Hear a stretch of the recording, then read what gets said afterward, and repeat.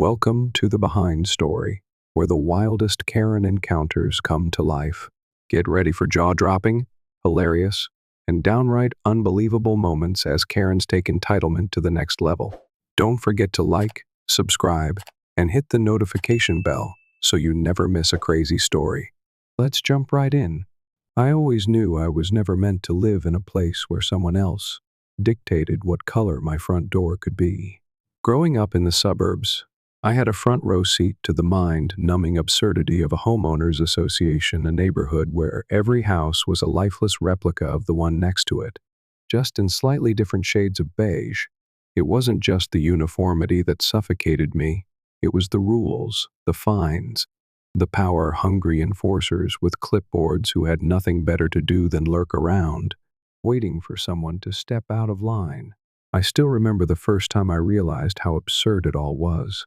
I was 10, old enough to understand the weight of my father's anger, but too young to grasp the sheer lunacy of it. He had forgotten to pull the trash cans in after pickup 5 minutes late, just 5.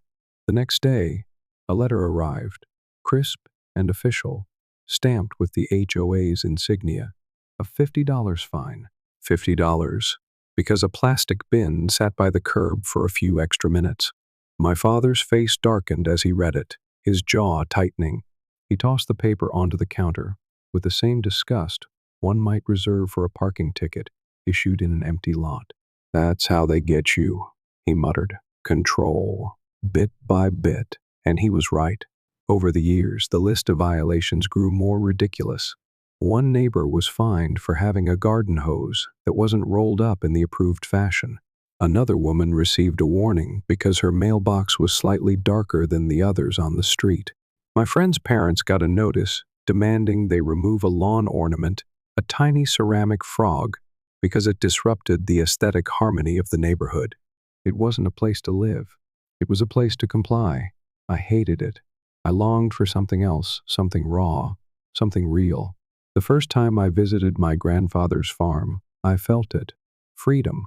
No perfectly trimmed lawns, no matching mailboxes lined up like little soldiers, just open sky and rolling fields, the smell of fresh earth, and the whisper of wind through endless acres of land. I remember sitting on the porch with my grandfather, watching the sunset stretch across the horizon in a way I had never seen before. Back home, the stars were mere suggestions, swallowed by the orange glow of streetlights. Here, they were endless, like someone had spilled a bag of diamonds across the sky. I spent summers there, running barefoot through the fields, climbing trees, learning to mend fences and feed the chickens. It wasn't easy work, but it was honest. No one told you where to park your truck. No one cared if your grass was too long. No one dictated the color of your barn. It was life as it was meant to be lived. But visiting was one thing. Living there? That was another story. My parents were practical people. My father worked in insurance, my mother in bookkeeping. They believed in stability, in predictability. College, career, mortgage, retirement, that was the plan. Not some wild idea about moving to the middle of nowhere. So I followed the path laid before me, even as something inside me resisted, even as I dreamed of the day I would break free. And then, years later, I did. The city had a way of swallowing people whole. It was efficient, relentless, a machine designed to grind down anyone who stepped into its gears. At first, I told myself I was lucky. I had a good job, an apartment with a view of the skyline, and all the conveniences I could ever need. Coffee shop downstairs, grocery store around the corner, a gym within walking distance. Everything was within reach, yet none of it felt like mine. Every morning I woke up to the sound of traffic instead of birds. My alarm blared at 6, and by 7, I was crammed into a subway car, wedged between strangers who all wore the same exhausted expression. We didn't speak. We didn't acknowledge each other. We just moved, an unthinking herd, from station to station. At work, I sat in a gray cubicle, staring at spreadsheets, answering emails, pretending to care about bottom lines and quarterly reports. My boss spoke in meaningless jargon, throwing around words like synergy and leveraging potential, as if they weren't just empty sounds meant to fill the void. Meetings blurred together, one conference call after another, all of them circling the same hollow corporate nonsense. And then the day ended, and I retraced my steps back through the subway, back to my apartment, where I microwaved dinner and stared at a screen until sleep claimed me. Rinse and repeat.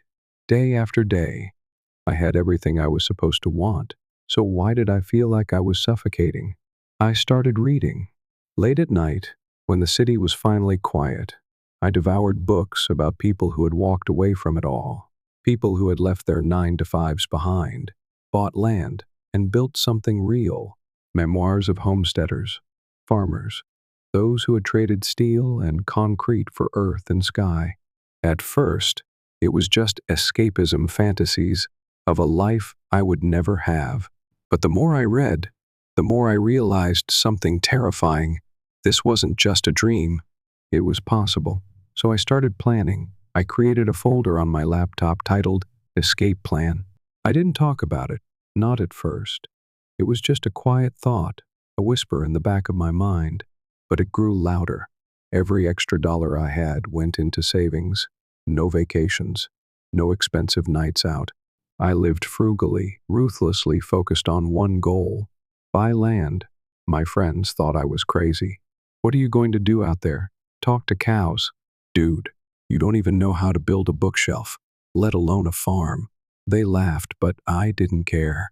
They didn't feel it, the slow, creeping dread that came with knowing you were living a life that didn't belong to you. They didn't understand that the city was a cage, and I was ready to break out. Then one night I found it. The listing was simple: farmhouse, 3-bedroom, barn, 10 acres, needs work. I clicked on the photos. The house was old but sturdy. The barn was weathered but standing strong, and the land endless, stretching out in every direction, untamed, free, no sidewalks, no HOA, no one telling me how to live. I didn't hesitate. I scheduled a visit, drove out before dawn. The second I stepped onto that land, I knew this was it. This was freedom. I walked through the house, running my hands over the rough wooden beams, breathing in the scent of aged timber. The floors creaked under my weight, whispering stories of the past. Outside, the wind moved through the tall grass like a song only the land could hear. There was no noise, no distant hum of traffic, just silence, deep and endless. I signed the papers the next day. The moment the ink dried, I felt something I hadn't felt in years: relief. For the first time, I owned something that was truly mine. No HOA fines, no board of strangers dictating what I could and couldn't do. No silent judgment from neighbors who barely acknowledged my existence. Just me and the land. The first few months were brutal. The house needed repairs. The barn was filled with years of neglect, and the land demanded more than I was prepared for. Every day, I worked until my muscles ached. I painted the house a deep, rich blue because I could. I cleared debris, revived the old garden, mended fences, made the barn livable again. I was exhausted, but at the end of the day, as I stood on my porch, watching the sunset bleed across the sky in brilliant oranges and purples, I felt something I had never felt in the city: satisfaction. I wasn't just existing anymore. I was living. And then the letter arrived.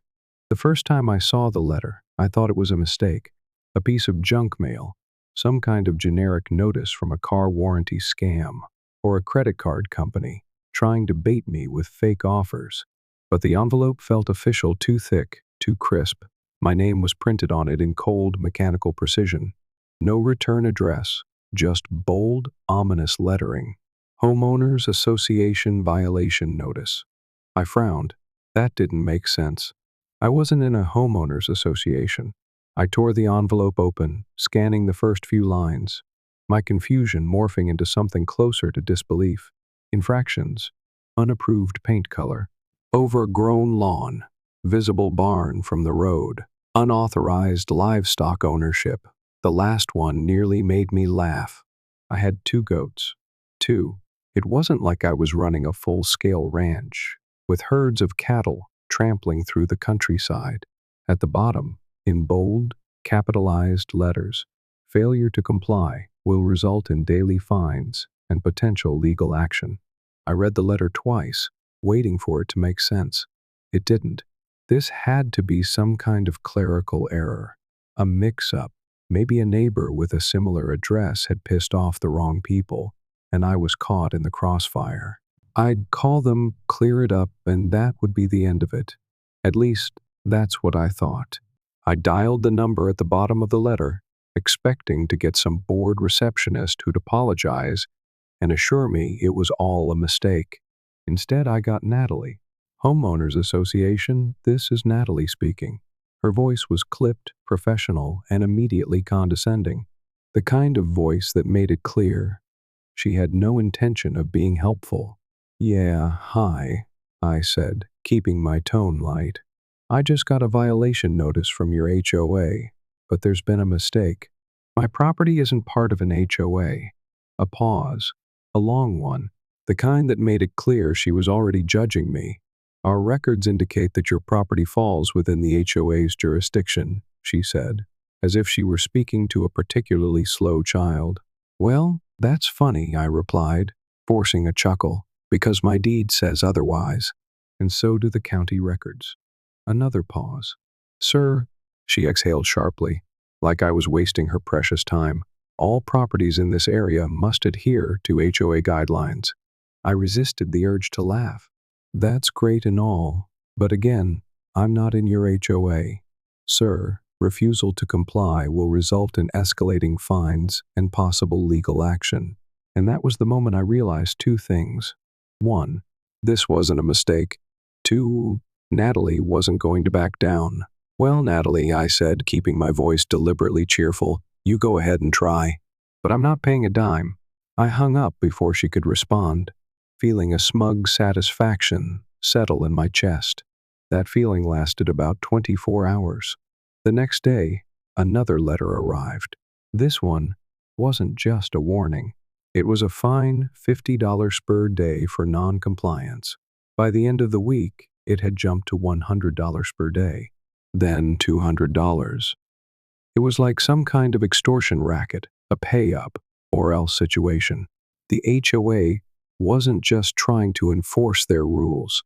They were trying to bleed me dry. And then they showed up in person.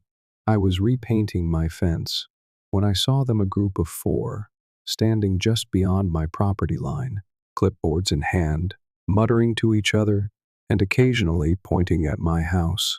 I wiped the sweat from my forehead and walked toward them, gripping the paintbrush like a weapon. "Can I help you?" I asked, though what I really wanted to say was, "Are you lost?" One of them, a balding man with tiny glasses, cleared his throat. "We're conducting a compliance check." "Compliance for what?" I asked, crossing my arms. "For the HOA regulations," he said, matter-of-factly. I laughed, right in his face. "I'm not in the HOA." He frowned, adjusting his glasses. "Our records say otherwise." "Well, your records are wrong." Another woman, with a sharp bob and the energy of someone who wrote angry Yelp reviews for fun, spoke up. "We've received multiple complaints from the community about your property." "Really?" I asked, genuinely curious. "Who complained?" She hesitated. "We can't disclose that information." "Uh-huh," I said, folding my arms. "And what exactly is so offensive about my property?" She flipped through her clipboard dramatically. "Your barn is too visible from the road." I stared at her. "My barn?" "Yes," she said, nodding. "It disrupts the uniform aesthetic of the neighborhood." "It's a farm," I said, exasperated. "That's what barns are for." The bald guy cleared his throat. "There's also the issue of your lawn. What about it?" "It's too natural." I blinked. "Too natural?" He gestured vaguely at my yard. "It's not uniformly trimmed. The HOA requires all lawns to be cut to a maximum height of 2 inches. I looked at my property, 10 acres of land. You want me to mow 10 acres of land down to exactly 2 inches? He nodded solemnly, like he had just delivered a royal decree. I took a deep breath. Okay, let's say hypothetically I was in the HOA, which I'm not. What exactly would happen if I just ignored all of this? The woman smirked. Non-compliance will result in escalating fines. If unpaid, a lien can be placed on your property. Eventually, it could be foreclosed upon. I exhaled slowly. You people are insane. She raised an eyebrow. So you're refusing to comply? I grinned. Oh, 100% refusing. And that was the moment I officially became their enemy. The next week was hell. The letters kept coming. Every day, another envelope, thick and heavy with legal threats, fines that stacked like a ransom note. $200 a day, then $300, then $500. The envelopes were always the same, stamped with the cold insignia of the HOA, like some faceless machine was churning them out just for me. I ignored them, tossed them in a drawer, then in a box, then in a pile that started looking more like a bonfire waiting to happen. But the HOA didn't just want my money. They wanted my obedience. The first time I noticed the car, I thought it was a coincidence. A black sedan, parked just down the road from my driveway, not moving, just sitting there, watching. It left after an hour, then came back the next day. Then another car, a white SUV, different vehicle, same pattern, parked, waiting, leaving. I wasn't paranoid. This wasn't some overactive imagination spinning out of control. They were watching me. Then the complaint started. I went into town to grab supplies, and the shift was subtle but undeniable. People who used to nod or wave suddenly avoided my gaze. Conversations hushed when I walked by. A few of my neighbors, people I barely knew, suddenly seemed tense, guarded. Natalie was poisoning the well. I didn't know what she was telling them, but it was working. Rumors had a way of spreading faster than truth, and whatever lie she was spinning had already wrapped itself around my reputation like a noose. Then came the inspectors. I was repairing a fence near the barn when I saw them, two men, dressed in neutral polos, clipboards in hand, walking my property like they had a right to be there. I walked toward them, boots crunching against the gravel. Can I help you? One of them, a tall guy in sunglasses, barely glanced up. Routine inspection. For what? The shorter guy shifted uncomfortably. Property compliance. I laughed, a sharp, humorless sound. I'm not in the HOA. Silence. The taller one kept writing. Who sent you? I asked, crossing my arms. More silence. I took a step closer. You have 30 seconds before I call the sheriff. That got their attention. The taller one smirked, but they both turned and walked off, disappearing into their car without another word. That night, I built the sign, not some tiny yard sign, a massive 12-foot wide banner, painted in bold black letters on a bright yellow background. I nailed it to 2 posts and placed it right at the entrance of my property. This property is not part of the HOA. Stop sending false violations. Trespassers will be prosecuted. For a few days, there was silence. No new letters, no inspectors, no mysterious cars lurking around my driveway. I thought maybe, just maybe, they had backed off. Then she showed up. Natalie, a shiny black SUV pulled up, kicking up dust. She stepped out like she owned the place, heels clicking against the gravel, her perfectly manicured hands clutching a clipboard as if it were a weapon. Her expression was a blend of superiority and barely contained rage, the kind of look middle school principals get when they catch a kid chewing gum in class. She stormed up to my fence, jabbing a perfectly polished nail toward my sign. This is unacceptable. I crossed my arms. No, what's unacceptable is you harassing me. She blinked, as if the concept of someone defying her was physically painful. You need to take this down immediately. I didn't move. No. She stared at me, lips pressing into a thin line. "Excuse me?" I repeated, slower this time. "No." Her nostrils flared. "If you refuse to comply, we will be forced to escalate this matter legally."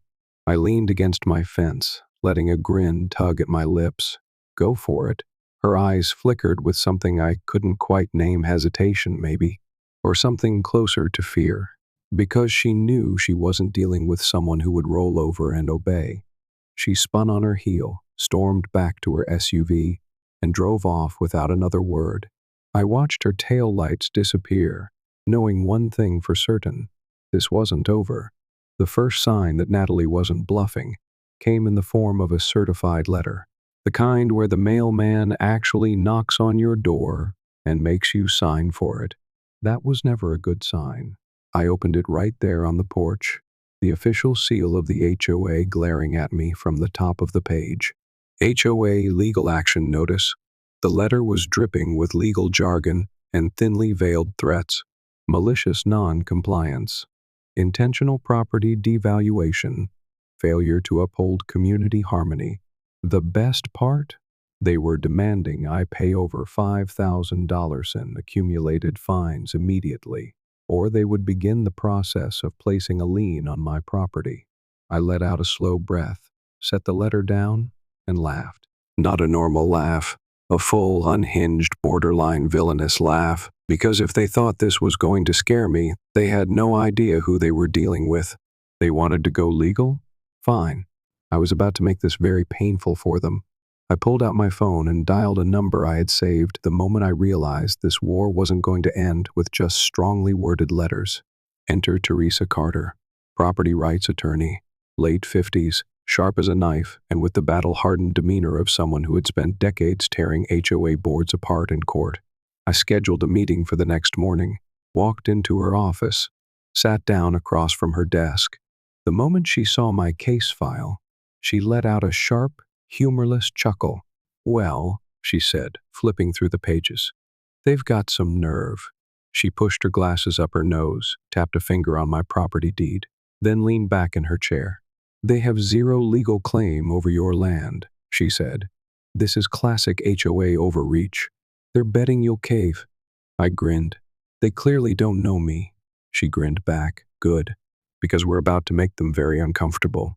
The first legal strike, a cease and desist, brutal, airtight, and delivered overnight. It spelled out, in excruciating legal detail, that my property was not under HOA jurisdiction, and that any further harassment, fines, or attempts to enforce HOA rules would be considered fraud and legal intimidation.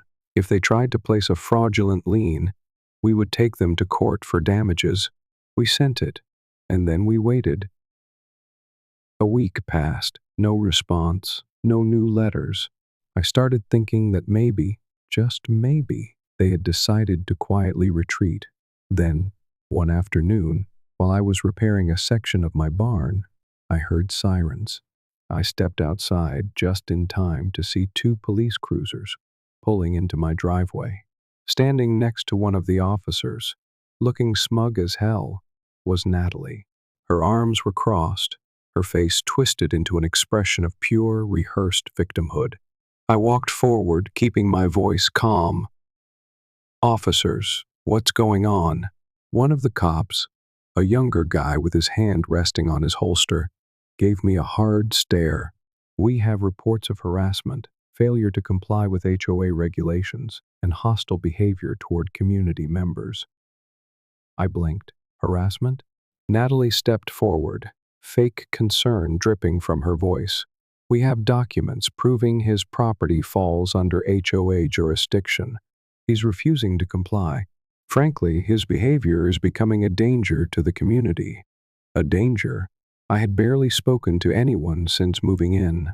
The second officer, an older guy with more experience in dealing with nonsense, glanced at me. "Sir, do you have any proof your property isn't under the HOA?" I kept my voice even. "Yes, it's inside. I'll grab it." The younger cop tensed. "Sir, step back slowly." I froze. I saw his posture, the way his fingers inched closer to his holster. He wasn't just treating me like a suspect, he was ready to arrest me. This was bad. Very, very bad. Moving slowly, carefully, I retrieved my property records and handed them over. The older cop flipped through the documents, his frown deepening with every page. After about a minute, he let out a long exhale. Well, damn. He turned toward Natalie. You want to explain this? She hesitated. I assumed. The cop cut her off. You assumed? He flipped the folder closed and gave her a hard stare. You called in a false police report. She opened her mouth, then shut it. That's a serious offense, he continued. The younger cop, who had been treating me like a criminal minutes ago, suddenly took a step back, his expression shifting from suspicion to realization. The power shift was delicious. Natalie stammered. I just leave, the officer said, his tone final, or face trespassing charges. She swallowed hard, turned, and stormed toward her car. She didn't say another word, but before she drove off, she shot me a look, not anger, fear, because she knew she lost. And this was just the beginning. Natalie's SUV disappeared down the road, leaving behind nothing but a trail of dust and the lingering scent of her desperation. She knew she had lost, but I also knew something else. People like her never accept defeat. This wasn't over. If I wanted to end this once and for all, I couldn't just play defense. I had to go on the offensive. The gloves were coming off. That night, I called Teresa and gave her the full rundown. The fines, the intimidation tactics, the false police report, the trespassing, everything. She listened in silence, then let out a slow, satisfied hum. Oh, she said, practically purring over the phone. They screwed up. How bad? I asked, already grinning. Bad enough for us to hit back. Hard. Then she laid out the plan. Step 1, the county complaint. The first move was filing an official harassment complaint against the HOA with the county. We documented every letter, every fine, every attempt to enforce rules that didn't apply to me. Teresa made sure the county knew this wasn't just petty overreach. This was an organized, targeted harassment campaign designed to steal control of property that wasn't theirs. We filed the paperwork first thing in the morning. By noon, the HOA board had been served with a cease and desist order, warning them that any further attempts to fine me or claim authority over my property would result in legal action. Step 2. Reporting Natalie to Internal Affairs. False police reports don't just go away. And calling the cops on an innocent homeowner? That had consequences. Teresa filed a formal misconduct report against Natalie with the local police department. The officer who had confronted her the day before had already suspected she was lying. This just made it official. An internal investigation was opened. And if there was one thing people in power hate, scrutiny. Step 3. The restraining order. Natalie thought she could show up on my land and throw around empty threats. Wrong. Teresa filed for a restraining order against any further HOA enforcement on my property. If they so much as sent another letter, another inspector, another fine, they'd be in violation of a court order. And that would make them personally liable. No HOA funds to hide behind. No misunderstanding excuse. Real legal consequences. Step 4. The nuclear option. Do we want to go public? Teresa asked, tapping her fingers against her desk. I hesitated. Absolutely. She answered for me. Nothing makes an HOA crumble faster than public outrage. She was right. We reached out to a local news station. A reporter, someone who loved exposing corrupt homeowner associations, jumped on the story. Within hours, they were asking the HOA for a statement. Suddenly, the board members started panicking. Turns out, not all of them had been on board with Natalie's vendetta. Some had just blindly supported her, assuming she was enforcing the rules fairly. Now, they were realizing they had tied themselves to a sinking ship. Then I got a text. Russell, hey, can we talk? Russell was a senior board member, someone I had barely interacted with during all of this. If he was reaching out now, Something was breaking. I agreed to meet him at the next HOA meeting. The fallout, I walked into that meeting expecting hostility. Instead, I walked into chaos. Board members were shouting at each other, some defending Natalie, others furious that they had been dragged into legal trouble. And right in the center of it all, standing stiff and pale, was Natalie. She looked like someone watching their empire burn. Russell met me at the door. "You need to hear this." I sat back and watched the show. "Why weren't we consulted before police action was taken?" one board member demanded. "He's not even in the HOA, another snapped. "What the hell were we enforcing?" Natalie's voice cut through the room like a whip. "He was breaking the rules." Russell turned to her, eyes cold. "What rules?" Silence. Because she knew. The room turned on her. A vote was called. Natalie was removed from the board. I sat back, arms crossed, watching her carefully composed mask crack. "This is a mistake," she hissed. Russell shook his head. "No. The mistake was thinking you could lie, harass people, and abuse your position." Her hands clenched into fists. Her face was red with anger. But there was something else now. Fear. She turned to me, voice dripping with venom. "This is your fault." I smiled. "You already lost." And with that, Natalie was done. I had expected Natalie to go quietly. People like her usually do when the walls close in, when the power they wield so effortlessly is stripped away. But Natalie, she wasn't just grasping for control. She was desperate to keep it. After the vote to remove her from the board, she stormed out of the meeting, but not before throwing one last threat my way. "This isn't over." It was cute that she still thought she had a chance. The next morning, Teresa called me with an update. "The board is crumbling," she said, a hint of amusement in her voice. "Some of them are trying to distance themselves from Natalie now that she's gone."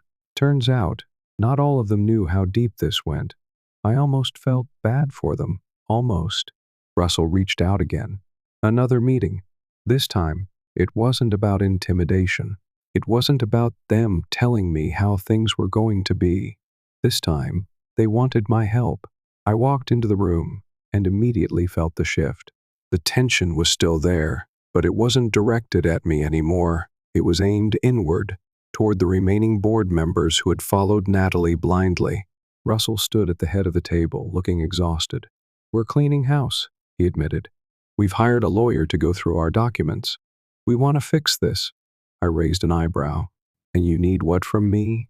Russell let out a tired laugh. "Perspective. You fought back, and you won. If we're going to undo some of the overreach from the last few years, we need someone who isn't afraid to call out the bullshit." I hesitated. After everything, the last thing I wanted was to be involved with an HOA, even as an advisor. But if this was my chance to make sure no one else went through what I did, fine, I said. "But on my terms." Russell nodded. "Deal." A few weeks later, I got another invitation. This time, it wasn't for a meeting. "We're having a neighborhood barbecue," Russell said. "You should come." I almost said no. After months of war, the idea of sitting around and eating burgers with the same people who once avoided me seemed surreal. But then he added, "Consider it a peace offering." So I went. And for the first time since moving in, I actually met my neighbors. Natalie had spent years ruling with an iron grip, but in the end, she crumbled like wet paper. After she was removed from the HOA board, the fallout was swift and brutal. Without her to hide behind, the remaining board members scrambled to save face. Some resigned immediately. Others begged for forgiveness, claiming they had just been following orders. No one wanted to go down with the sinking ship. Meanwhile, Teresa made sure Natalie felt every inch of her failure. The legal case against the HOA was finalized. They dropped every single fine they had ever sent me, issued a formal letter admitting they had no jurisdiction over my property, and were forced to pay my legal fees. But Natalie, she wasn't just walking away. The false police report she filed, it didn't disappear. The county pressed charges for filing a false report and attempted property fraud. Her reputation, was in tatters. Word spread fast. Once respectful board members now whispered behind her back. Her name became a punchline at local gatherings. She wasn't feared anymore. She was a cautionary tale. One afternoon, I spotted a moving truck in front of her house. I didn't ask questions. By the end of the week, Natalie was gone. A few months later, I got an unexpected visit. Russell stood at my doorstep, looking more relaxed than I'd ever seen him. "We're serious about fixing things," he said. "The HOA isn't what it was before. We've rewritten the rules. We're actually trying to make this a community, not a dictatorship." I leaned against the doorframe. "And?" he smirked. "And we want your input." I stared at him for a moment, debating. I still didn't trust the HOA, but something had changed. They weren't my enemies anymore. "I'm not joining your board," Russell chuckled. "Didn't expect you to. Just give us advice when we're screwing up." I sighed. "Fine." A few weeks later, the new HOA held a neighborhood barbecue. I almost didn't go. After everything, I still wasn't sure I wanted to be part of this place. But something had shifted. So I showed up, and for the first time since moving in, I wasn't just the outsider fighting back. I was part of something real. The barbecue was nothing like I expected. For months, this place had felt like enemy territory, a battlefield, where I had fought tooth and nail just to keep what was mine. But as I stood there, watching kids chase each other across the grass, neighbors laughing over plates of grilled burgers and cold beer, something felt different. It didn't feel like war anymore. Russell waved me over, handing me a beer like we were old friends. "Didn't think you'd show." I took the bottle, twisting the cap off with a small smirk.